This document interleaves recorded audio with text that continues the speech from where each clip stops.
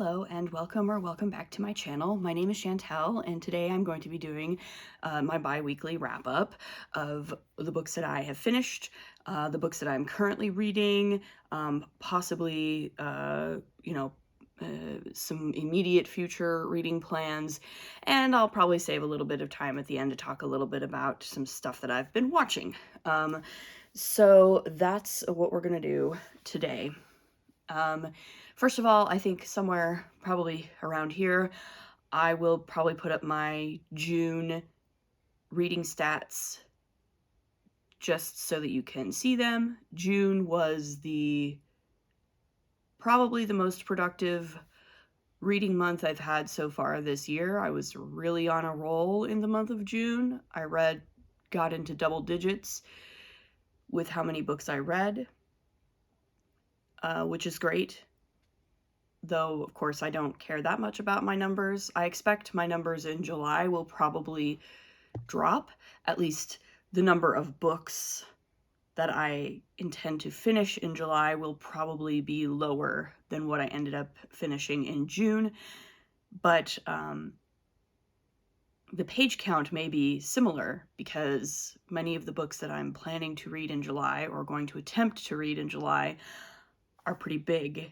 I'm reading some pretty big books in July, so we'll see where we go with July, but I'm doing pretty good. I've been watching some stuff, so I did slow down a little bit the past couple weeks because I was watching a TV show, but I'm done with that now, and I'm probably going to go back to just reading a whole lot, so that's where we're at. So I have finished 4 books in total since the last time I did this bi-weekly wrap-up 2 weeks ago. So first, I did finish Guards by Terry Pratchett. I'm not sure that I really need to say much about this book. It was a reread. I love Guards. I love Captain Vimes. I love Carrot. I love Lord Vetinari is a really great character. This is probably the first book where Lord Vetinari is sort of a character in his own right, and he's great. And yeah, Lady Sybil, I think is her name. It's great. Excellent. Also, I really love how much of the librarian we get in this book. The librarian is just one of my favorite characters in all of Discworld, and anytime the librarian shows up, it just makes me so happy. It just makes me so happy to see the librarian every time. He's wonderful. So yeah, this is a great book. Loved it. Glad to be continuing on with my reading of the Discworld in publication order. I also did finish The Antidote by Karen Russell. I also quite enjoyed this book. If you're not familiar, if you haven't watched my previous video where I talked about this book is set in the Dust Bowl in rural Nebraska, which is where I'm from. And it focuses on, it's a bit of magical realism. It's set in a very specific period of time between 2 very specific and very damaging storms that occurred in 1935. And it follows a set of characters in and around this very small town, fictional town of Uz, Nebraska. The main character is what's called a prairie witch or a vault. She calls herself the Antidote, and she collects people's memories and stores them for them so that they forget, but then they can theoretically come back and retrieve their memories from her. And at the beginning of the book, there's a big storm, and she finds that she has lost the memories of the people who have deposited them in her over the years, and she's trying to figure out what is going on with that situation. There's also a farmer and his niece, and a couple of other characters throughout, scattered around the town that we follow, and it's quite engaging. I really enjoyed the prose. I really enjoyed the mix of, again, very real historical events and the magical elements of it, as well as the way that Karen Russell uses the magical elements, particularly the memory stuff, to talk about the ways in which America has kind of collectively forgotten its own history, and the ways in which Americans, especially Americans in my part of America, have kind of collectively erased our own violent past. And I really enjoyed the mix of history and fiction, the mix of realism and magic, and the themes that she weaves through about, again, memory, about history, about the ways in which memory can be traumatic, and ways in which it can be still important to remember even the really traumatic stuff. So I thought that was a really good book. Had a good time with it. I then also read another book that, to some extent, could be said to be about memory as well, and that is Model Home by Rivers Solomon. Now, Rivers Solomon has been on my radar for a while, but I'd been debating about which of their novels I wanted to start with, and then Lectin at Reading from the Depths recently reviewed Model Home, and first of all, I really enjoy all of Lectin's book reviews. He does an excellent job and highly recommend his channel. And his review of Model Home really pushed me over the edge into saying, you know what, I think I'm just going to start with that one. It sounds really good. And I was not disappointed. Model Home is an excellent book.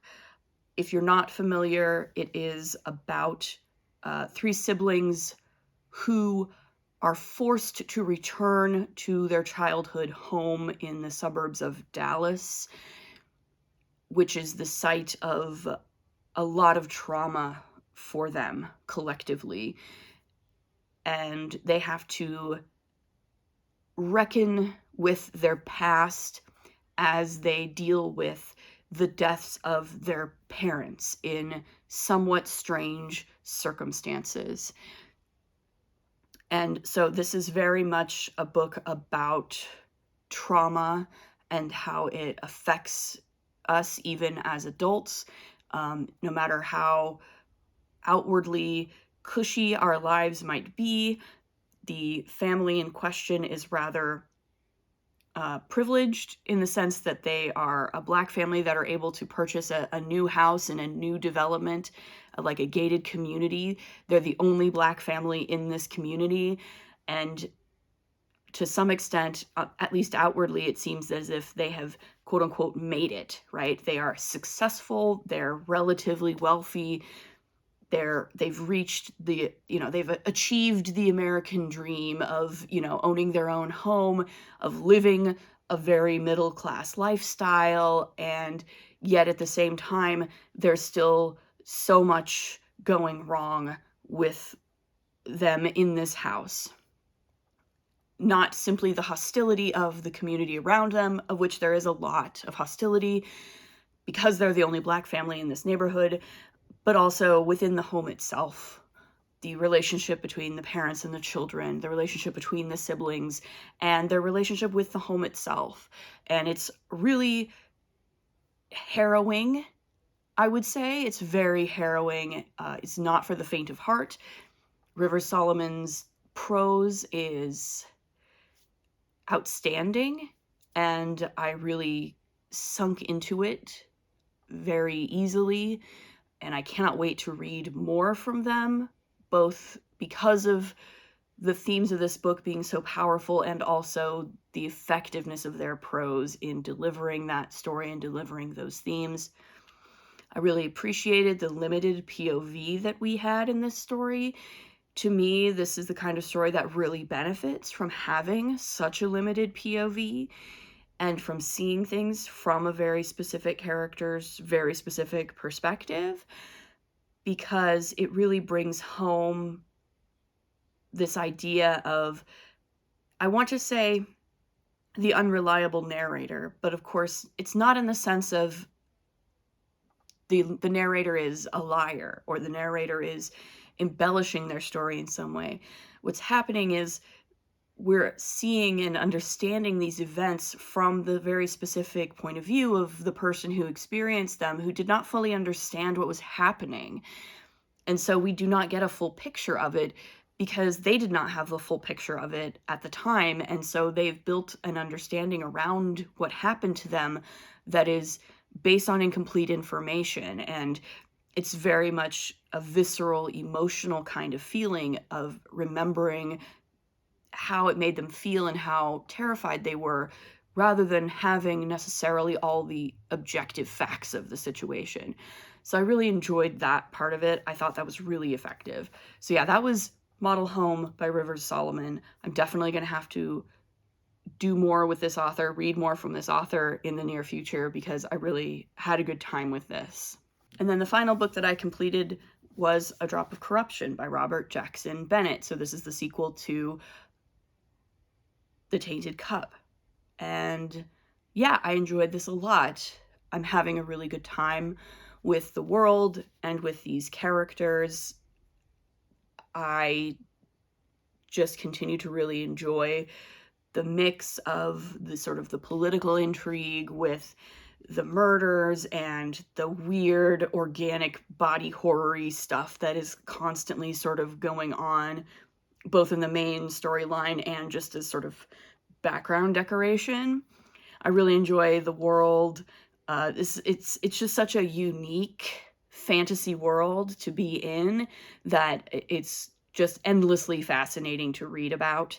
And the characters continue to be really interesting. And the more we learn about these characters, the more invested I become in them and the more interested I am in reading the next one, because we find out new things about these characters. And that makes me want to know even more. So I really appreciate the sort of slow burniness of how we're developing these characters over time, while also focusing primarily on, solving the mysteries and finding justice and trying to fix a world that maybe is broken beyond repair, but dang it, we're going to try to do what we can to fix it anyway. I did have a little bit of an issue with Din's attitude in the second book. To me, I don't know, it felt like his obsession with joining the Legion and his understanding of what that meant and his perspective that the Legion seemed to be the only people who were actually doing anything to help the Empire or whatever, it struck me as being very immature. And it didn't seem like, to me, it felt a little too immature even for Din, who I understand is pretty young and is still getting a lot of experience in the world and still, obtaining a lot of experience. So he doesn't fully understand everything that's going on yet. But I still feel like by the second book, it's been a little bit of time has passed since the first book. It seems to me that he should probably have a little bit more of a nuanced understanding of how the world works. So I'm not sure if I liked that bit of it very much. I understand why Robert Jackson Bennett did that, in order to sort of expand our own understanding of how this world works and to give Din a bit of an arc in this book, because obviously, that does get resolved by the end of the book. And he does come to a better understanding of things by the end of the book, which is fine. I enjoy a character on an arc. I appreciate an arc. That's fine. But it did strike me as a little bit immature, even for Din. He seems to be pretty mature for his age, but this struck me as being sort of uncharacteristically immature. But that was kind of a minor detail and a minor issue that I had with the book that was resolved by the end anyway, so I'm not really concerned about it going forward. So yeah, anyway, those are the books that I have finished in the last 2 weeks. 4 of them, not bad. And now I'm going to move on to the books that I am currently reading. So first, I did start to read The Worst Hard Time by Timothy Egan. This is a sort of narrative history of the Dust Bowl in America, and it's told through the history of a few different families in a few different places. And I'm not very far into it, but I am enjoying it so far pretty well, considering that it is not written by a historian. Timothy Egan is one of these he's a journalist, and he just went hunting for things and wrote this book about it, and then it won the National Book Award. So sure, that's fine. I enjoy an engaging narrative history. That's fine. It's very readable so far, so I'm into it. I'll be continuing it at some point. I slowed down a little bit because I was reading other things and was focusing on some other things. And there goes my AC, so I'll try to be quick about finishing this up. But yeah, so I started this, not very far into it, but so far it's engaging and enjoyable and interesting. So we'll see how we go with that one. I am also continuing my sort of reread of Star Wars The High Republic novels. I'm currently reading Into the Dark by Claudia Gray. This is the first YA High Republic novel, and I really, really enjoy this book. I'd almost forgotten how much I enjoyed this book, and then I started rereading it, and I was like, oh yeah, this is why I really like Claudia Gray. Claudia Gray is one of my favorite writers in the Star Wars universe, and every time I read or reread one of her Star Wars books, I'm reminded of exactly why. She's a very engaging writer. She's very good at drawing interesting characters, really quirky characters that you get emotionally invested in, and characters that can make you laugh. The wonderful combination of Affy, Leox, and Geode in this book is particularly standout. I really love all three of those characters. They're great. Reef Silas as a protagonist is also a really great sort of teenage protagonist to have in this novel. So yeah, I'm really thoroughly enjoying it. Having a good time with this reread. Can't wait to continue. And then finally, just this morning, I started reading East of Eden by John Steinbeck. So this is our group read for July for the Summer of Steinbeck reading group thing. And yeah, I'm about 5 chapters in. I'm already really engaged with it. I'm really invested. Again, Steinbeck's prose is just exceptional. The way that he writes characters so vividly, just it draws me right in. I'm immediately invested in this. So very excited to continue reading East of Eden. So yeah, that's what I'm currently reading right now. I do need to start Emma by Jane Austen. I definitely need to start that reread very soon, probably as soon as I'm done with Into the Dark, because that's also a reread. I'll finish that reread and then I'll start Emma. And I need to get going on some other Jane Austen related things for July. As you may have noticed, last week I did a TBR for Jane Austen July, so I definitely need to get on that. So we'll see how I go with that. Otherwise, I do have a couple of things that I've watched recently that I'd like to talk about.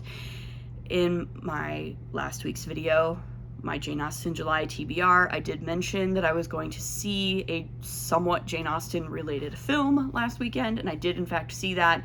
I saw Jane Austen Wrecked My Life, and it was pretty mid. Unfortunately, it was pretty mid. It was all right. It wasn't terrible, but it also wasn't particularly deep, I would say, in the sense that it did not go deep enough into the characters, their motivations, their interests. I did not feel any particular kind of intellectual or emotional connection between the two main protagonists. I had a hard time buying their relationship as anything more than physical attraction because they rarely talked. They only had maybe a couple of conversations in the whole movie that were just the two of them. And I was kind of wanting and expecting, given the eponymous connection to Jane Austen, that they would have some more conversations with each other. And they really didn't have very many conversations with each other, to the extent that I never really felt like there was much of a connection between them apart from physical attraction. But maybe that's just me. It's possible that I am simply too asexual to understand this kind of thing, but I do like a lot of rom-coms, so I've watched a lot of rom-coms. I've watched many rom-coms from many eras and many countries, and this one just kind of fell flat for me, unfortunately. It was very pretty to look at. The acting was decent enough. The writing was just pretty surface level, I felt like. So that's my take on the film Jane Austen Wrecked My Life. And then the other thing that I've watched in the past 2 weeks was The Pit, which is a hospital show that ran on HBO Max. Is it HBO Max or is it just Max? I think it's going back to HBO Max. They seem to change the name of that thing every year or two. It's driving me crazy. Anyway, The Pit is an ER show, and in fact, it is to some extent a spiritual successor to the hit show ER. Many of the same people who worked on ER are also working on The Pit, including the star and one of the executive producers, and also one of the writers on the show, Noah Wiley, who is excellent. Overall, The Pit is a very good show. It merges the sort of conceit of a show like ER with the conceit of a show like 24, so that we are seeing one single continuous 15-hour period in a particular hospital's emergency department, beginning at 7 a.m. and ending late at night. So each episode is 1 hour of time, more or less real time, give or take. And so we see it's a continuous shift where we follow these characters. So it is very effective. It's very emotionally draining, I would say. I think the understanding of it is that it's supposed to be very realistic, right? The idea of it is that it's supposed to be very realistic. I can't speak to how realistic it is in terms of how busy urban emergency departments actually run in the United States, because I don't have much experience of that. But I think what it does capture quite effectively is the exhaustion that these healthcare workers experience, the physical and emotional exhaustion, the compassion fatigue that they experience when so much is being thrown at them all the time in such a high stress, high stakes kind of environment.